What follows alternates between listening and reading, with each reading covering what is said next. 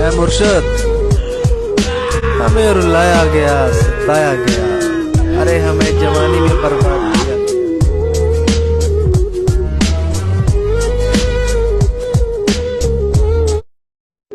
प्यार तो अमीरों के साथ होता है, हम गरीबों के साथ तो मजाक होता है।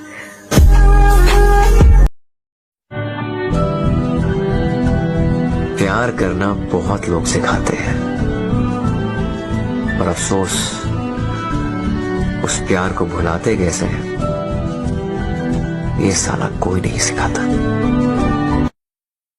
कि जिसको भी आजमाया हमने बेवफा ही पाया हमने, सबका करके एतबार अपना ही दिल दुखाया हमने।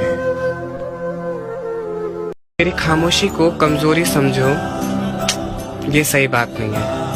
कि मेरी खामोशी को कमजोरी समझो, ये सही बात नहीं है। मैं तुमसे बहस करूं, इतनी तेरी औकात नहीं है। नसीब अच्छे ना हो तो खूबसूरती का क्या फ़ायदा जनाब, दिलों के शहंशाह अक्सर गरीब होते हैं।